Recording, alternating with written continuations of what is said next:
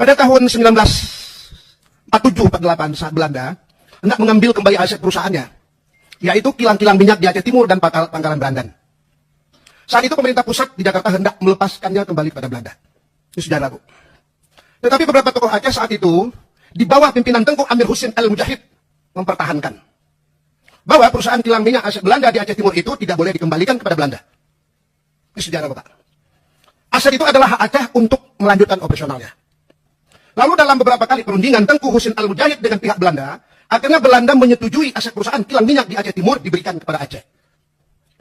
Maka Tengku Husin Al-Mujahid waktu itu ditunjukkan untuk menjadi pimpinan operasional kilang-kilang minyak peninggalan Belanda di Aceh yang berkantor di Rantau Kuala Simpang, Aceh Timur.